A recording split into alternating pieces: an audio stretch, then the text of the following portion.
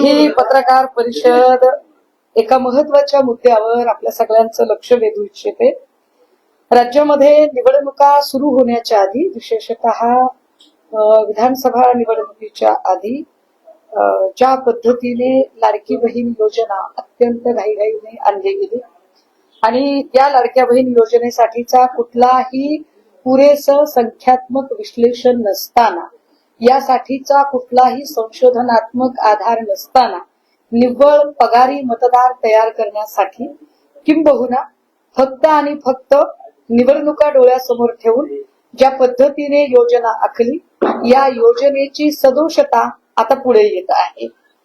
या योजनेमध्ये सुरुवातीला असं सांगितलेलं होतं की प्रत्येक महाराष्ट्रातली लाडकी बहीण, प्रत्येक स्त्री ही लाडकी बहीण योजनेची लाभार्थी असेल आणि त्याच्यामध्ये फक्त त्यांनी वयाची अट सांगितली की 65च्या पुढे त्या बहिणी या योजनेच्या लाभार्थी नसतील आणि साधारणतः 21 ते 65 असं ढोबळमानाने त्याची कॅटेगरी ठरवली।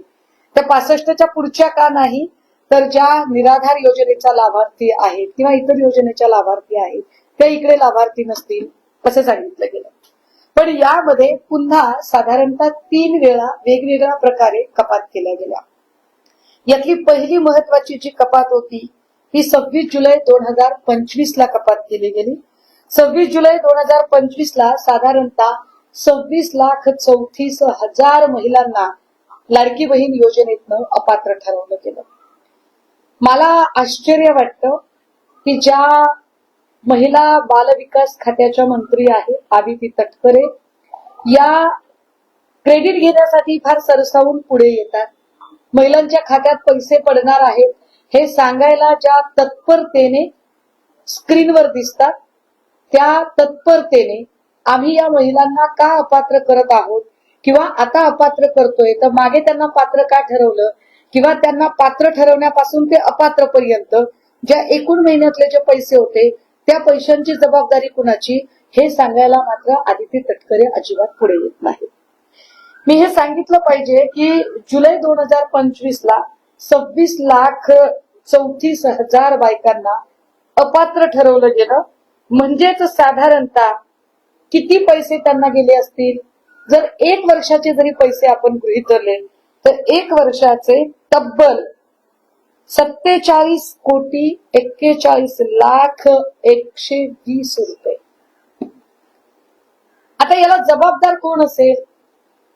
ज्यांनी बॅनर लावले लाडक्या बहिणीचे ते श्रीयुत देवेंद्र गंगाधर फडणवीसजी, श्रीयुत एकनाथ संभाजीराव शिंदेजी, की दरवेळेला स्क्रीन समोर येणाऱ्या आदिती सुनील तटकरेची।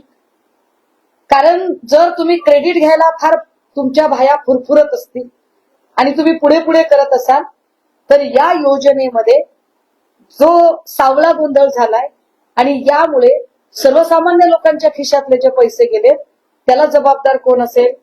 मी तुम्हाला फक्त जुलै 2025 ची आकडेवारी सांगितली ती 47,41,01,20 रुपये 1 वर्षाची मी ढोबळमानाने सांगितली। पुढची आकडेवारी याच्यापेक्षा धक्कादायक आहे। आता पुन्हा नव्याने काही लाडक्या बहिणी अपात्र ठरवलेल्या आहेत। या बहिणी अपात्र ठरवताना साधारणतः 71 लाख महिला एवढा आकडा आहे। 71 लाख म्हणजे हा प्रचंड मोठा आकडा आहे। 1 कोटीच्या जवळपासचा आकडा होतोय। आधीची आणि नंतरची जर संख्या घेतली एकत्रित तर 71 लाख महिलांचं मतदान तुम्ही घेतलेलं आहे। 71 लाख महिलांचं मतदान घेताना तुम्हाला त्या अपात्र वाटल्या नव्हत्या। 71 लाख महिलांना मतदार म्हणून त्यांना गोंजारताना, त्यांच्या खात्यामध्ये पैसे टाकताना प्रत्येक वेळेला दर 3 महिन्यांनी ज्या आदिती तटकरे स्क्रीन समोर येत होत्या आणि कसे पैसे मिळणार आहेत हे सांगत होत्या, त्या आदिती तटकरे आता 71 लाख महिला कशा अपात्र झाल्या हे सांगायला कधी येणार आहेत?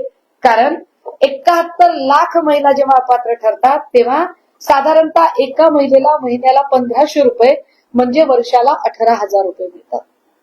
एका वर्षाचे एका महिलेचे 18,000 रुपये म्हणजेच 71 लाख महिलांचे एका वर्षाचे 127 कोटी 80 लाख रुपये होतात। हे एका वर्षाचे झाले। योजना 2 वर्षांपासून चालू, जर 127 कोटी 80 लाख रुपये एक वर्षाचे, तर याचा दुसरा अर्थ असा आहे की साधारणतः 254 कोटी, परत या 80-80 जर आपण 160 केले तर साधारणतः 255 कोटी 60 लाख रुपये, या 255 कोटी 60 लाख रुपये कुणाच्या खिशातनं दिले? आमचा प्रश्न आहे आपल्याला सरळ सरळ की हे पैसे देवेंद्र फडणवीस यांच्या खिशातनं गेले का? हे पैसे एकनाथ शिंदेच्या खिशातनं गेले का? हे पैसे आदिती सुनील तटकरे यांच्या खिशातनं गेले का? जर तुमच्या तिघांच्याही खिशातनं पैसे गेले नसतील तर या पैशाच्या जीवावर बॅनर लावायचा अधिकार तुम्हाला का होता? आणि जर तिघांचं म्हणणं असेल की नाही पैसे आमचे गेले, जर तुम्ही तिघांनी पैसे खर्च केले तर आम्ही काही तुम्हाला विचारणार नाही की बाबा हे 255 कोटी 60 लाख रुपयांचं काय झालं. पण हे पैसे ज्या आम्ही सगळ्या महाराष्ट्रातल्या गोरगरीब जनतेने पोटाला चिमटा घेऊन जे तुमची लाईट बिल भरली, घरपट्टी भरली, पाणीपट्टी भरली, प्रॉपर्टी टॅक्स भरला, रोड टॅक्स भरला, टोल टॅक्स भरला, वेळोवेळी तुम्ही जे औषधांवर कर लावले, गॅसची महागाई केली, पेट्रोलची महागाई केली, डिझेलची महागाई केली, आणि या प्रत्येक तुम्ही मोबाईलचं रिचार्ज वाढवलं, तुम्ही अगदी करमणूक कर म्हणून तुम्ही टीव्हीच्या रिचार्ज मधले पैसे वाढवले. ह्या सगळ्या पैशातनं जे आम्ही तुम्हाला पैसे दिले, किती दिले? 255 कोटी 60 लाख रुपये.